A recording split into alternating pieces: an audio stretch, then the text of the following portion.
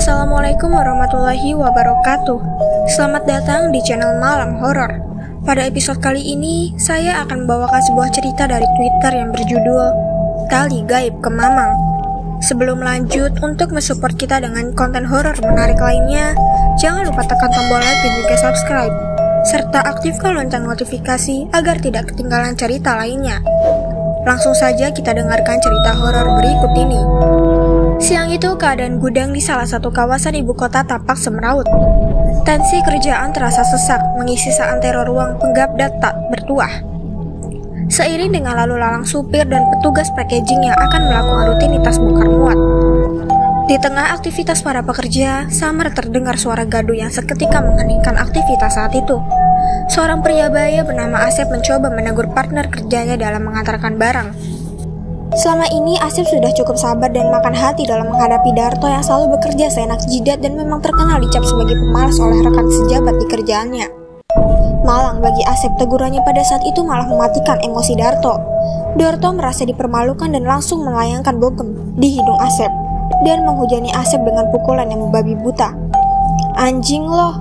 teriak Darto ke arah Asep. "Sama-sama cari makan aja belagu. Kita sama-sama kerja, ya seenaknya bicara," teriak Darto semakin kencang ke arah Asep yang sudah tersungkur jatuh. Sontak kejadian itu membuat karyawan berhamburan ke arah mereka. Pekerja lainnya bergegas menahan Darto yang masih belum puas menganiaya Asep. Mulutnya masih terus mengeluarkan kata-kata kasar ke arah Asep. "Gue mampusin lo ya," teriaknya kembali ke arah Asep. Asep hanya terdiam sambil terus menatap tajam penuh dengan rasa dendam. Sementara dari ujung terlihat seorang pria berlari ke arah kerumunan itu. Pria itu adalah Koh Junyai. Dia merupakan owner dari PT tempat Asep dan juga Darto bekerja.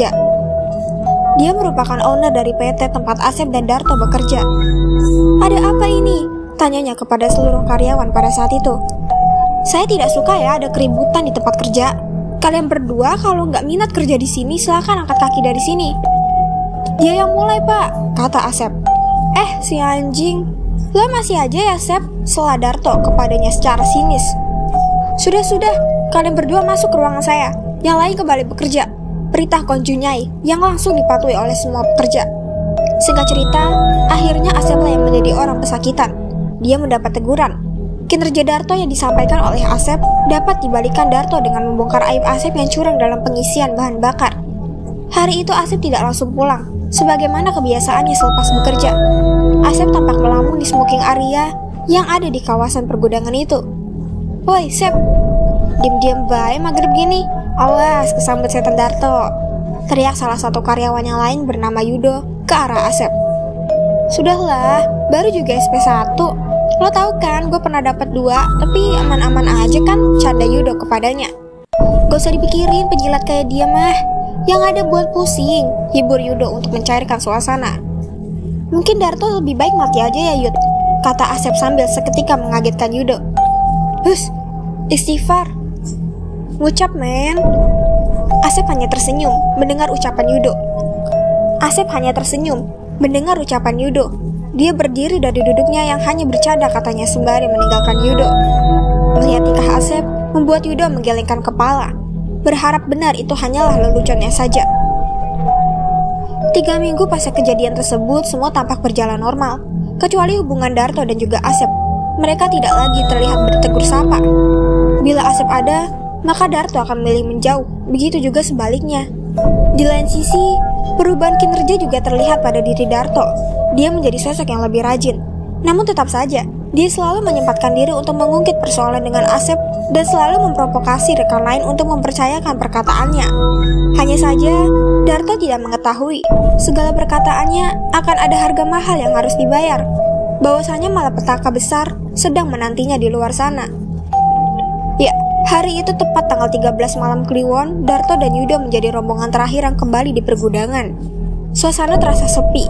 Di dalam gudang hanya tersisa 3 orang saja. 1 fakturis, 1 caker, dan juga seorang security. Setelah memberikan laporan dan bongkar muat, akhirnya mereka dan karyawan lain menyelesaikan tugas hari itu juga. "Lo mau kemana Yud?" "Ngopi dulu yuk," kata Darto kepada Yudo. "Udah kemalaman, 10:30. Lo enak dekat rumah, lah gue," Alah, paling lo mau berduaan sama bini lo kan? Balas Darto. Serah lu dah, jawab Yudo kembali. Udah lah, gak usah ngopi-ngopian, lo tahu kan angkara gudang ini kayak gimana? Mending juga balik ke rumah, kasihan anak sir lo. Lo mah masih aja percaya gituan. Mana ada sih kuntilanak sama suster ngesot di sini, balas Darto. Yudo hanya menghela nafas, dan beliau meninggalkan Darto yang masih asik dengan kopinya. Selang kepergian Yudo, Darto kini hanya sendiri di area smoking. Dia merogoh rokok di kantongnya. Dinyalakannya rokok tersebut sembari jari satunya khusyuk menonton video di HP-nya. Malam semakin hening, dia masih terlihat asyik dengan dunianya. Walau sudah beberapa kali security menegur untuk segera meninggalkan area kantor, malah arahan tersebut dibalas dengan olok-olokan oleh Darto. Jam telah menunjukkan angka 1. HP malah mati lagi, gerutunya dalam hati. Dipandanginya sekitar terlihat sepi bak kuburan. Keadaan juga terlihat remang, di mana hanya beberapa titik saja lampu yang masih dinyalakan. Sudahlah, gue pulang aja. Dia berjalan menuju parkiran, namun Darto merasa aneh. Bulu kuduknya merinding. Kenapa ada suara langkah lain yang mengiringinya? Pikirnya dalam hati. Sejenak Darto berhenti dan menilik ke seluruh arah. Tidak ada seorang pun di sana. Dalam perasaan takut, Darto masih memaksakan untuk berpikir positif. Setan itu gak ada, katanya dalam hati. Namun baru saja dia menghibur diri, kini dia pahami ada yang aneh di malam ini. Kaki kanannya terasa berat, seperti tersangkut sesuatu. Astagfirullah, Darto kaget dan juga terjatuh, sambil terus mengentakkan kakinya. Di hadapannya seorang wanita mengesot dengan wajah yang hancur penuh luka lebam dan juga borok. Satu matanya terlepas, wajah itu menyeringai tersenyum. Tangannya menggenggam erat kaki Darto. Darto semakin histeris. Dia terus berteriak dan menghentakkan kakinya untuk melepaskan cengkeraman sosok itu. Dia berdiri kembali dan berhasil melepaskan cengkeraman itu. Sosok itu kembali menyeringai, tertawa khas kuntilanak. Hihihi. Suara itu bergema seantero pergudangan. Darto semakin panik. Dia berlari sekuatnya.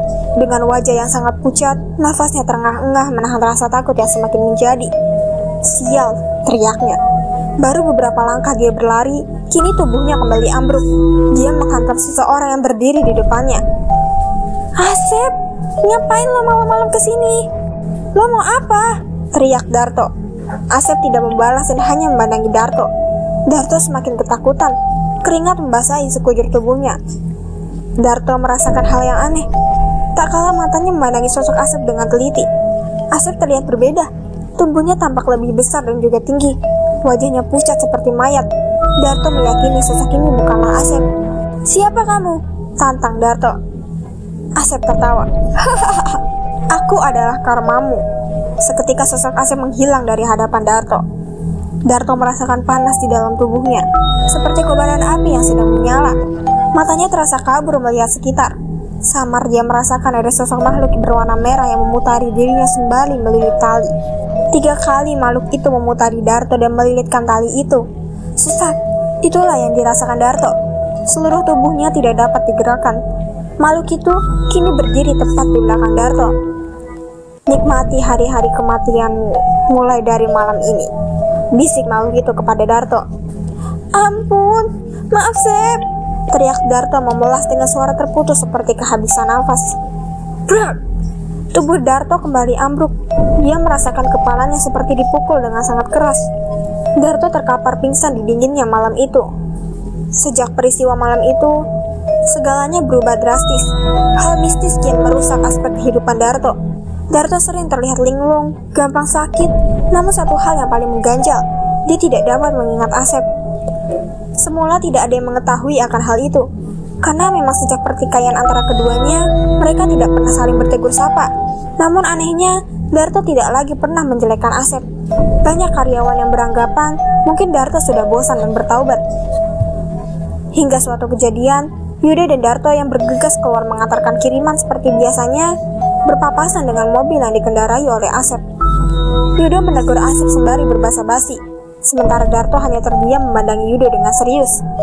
Selang percakapan itu antara Yudo dan juga Asep, Yudo kembali memacu mobilnya menuju tempat pengantaran yang sudah ditentukan oleh kantor. Lo masih musuhan sama Asep, Dar? Tanyanya kepada Darto. Asep? Siapa Asep, Yud? Ah, lo setelah nabok orang pura-pura amnesia, ketus Yudo. Sumpah, Asep siapa? Tanya Darto kembali.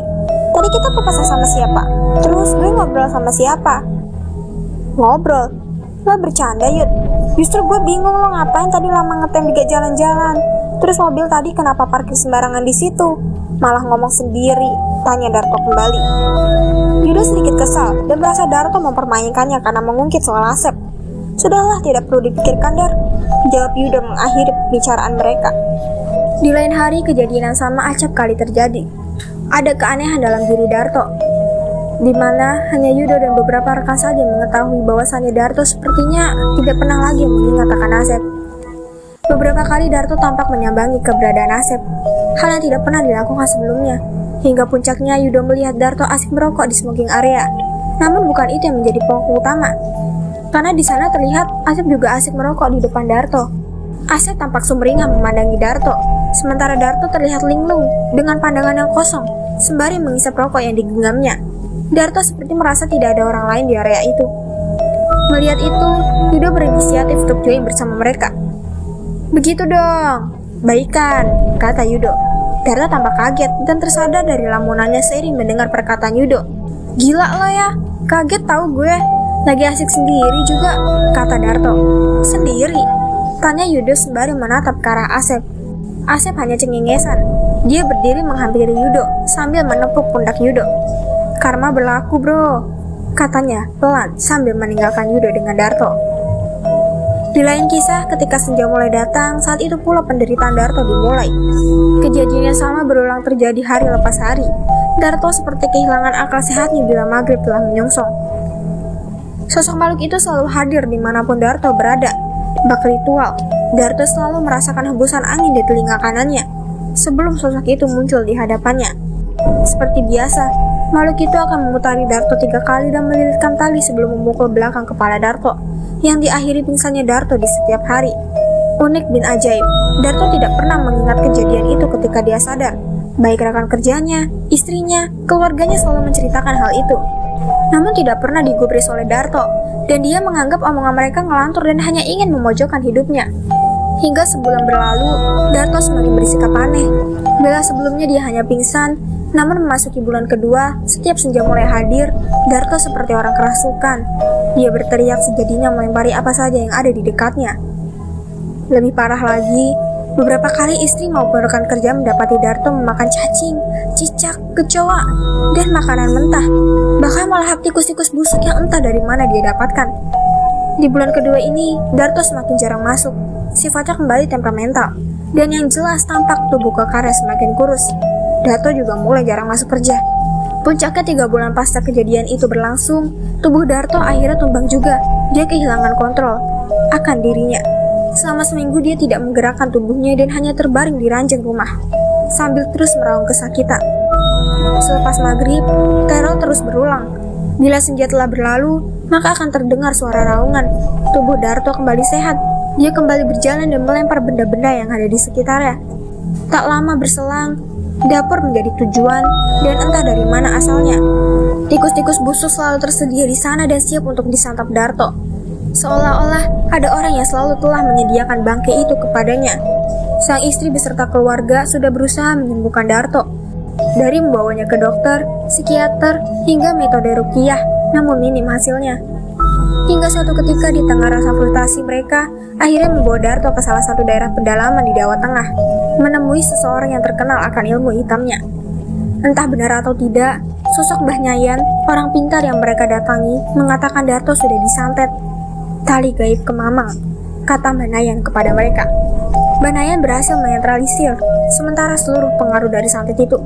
Hanya saja Mbah Nyayan berkata tidak sanggup untuk membebaskan Darto dari santet tali gaib.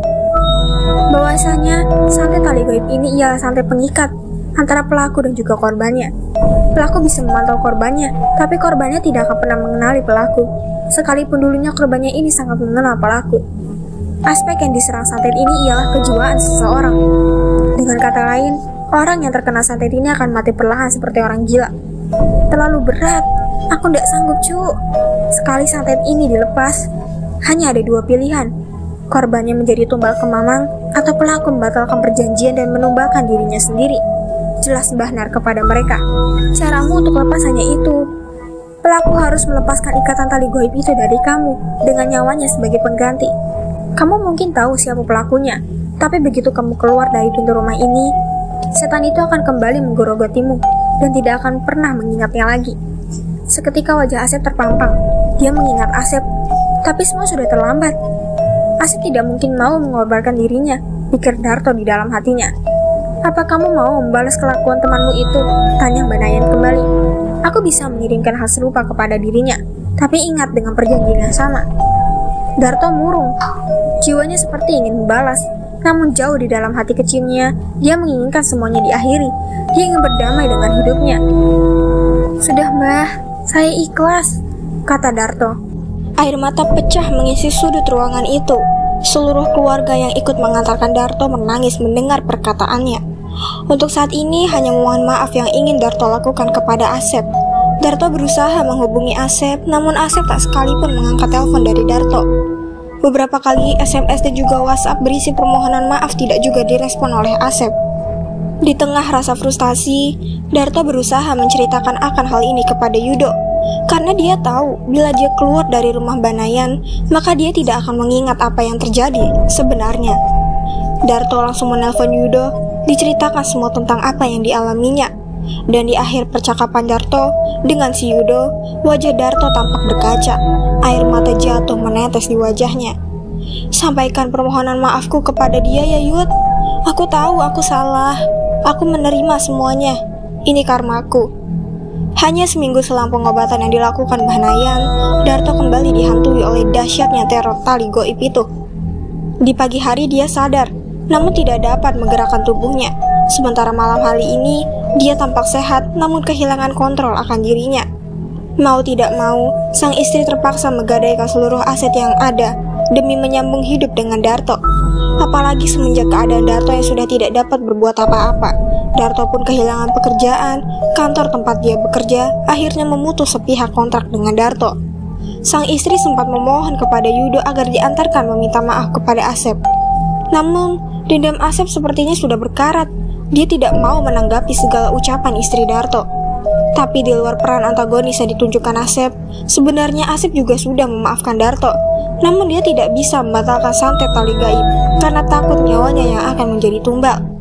Asep menitipkan uang kepada Yudo untuk diberikan kepada istri Darto. Tepat 6 bulan dari santet itu dilepas, keadaan Darto semakin parah. Tubuhnya kurus kering. Tidak sampai di situ, dia sudah tak dapat mengenali siapapun. Tingkahnya semakin menjadi dan juga meresahkan. Darto pun dibawa ke kampung halamannya. Di sana dia dipasung agar tidak melakukan hal-hal yang berbahaya. Dan setelah 8 bulan harus mengalami derita, Darto akhirnya menghembuskan nafas terakhir, seiring dengan palung gantung yang muncul.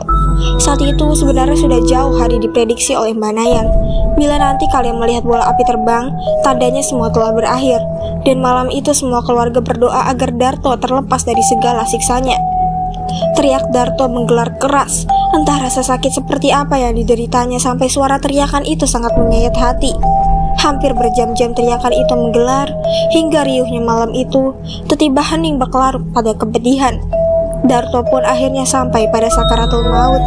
Di akhir hayatnya, dia berulang kali mengucap terima kasih, terima kasih. Entah untuk siapa kata itu diucapkan. Tapi di akhir hayatnya, Darto mati dengan keadaan wajah tersenyum. Ya, itulah cerita dari Tali Goib ke Mamang. Semoga teman-teman semua bisa mengambil pelajaran dari kisah ini. Untuk teman-teman yang baru bergabung, jangan lupa support channel ini dengan like, komen, dan juga subscribe. Nantikan kisah-kisah horor berikutnya. Sampai jumpa. Wassalamualaikum warahmatullahi wabarakatuh.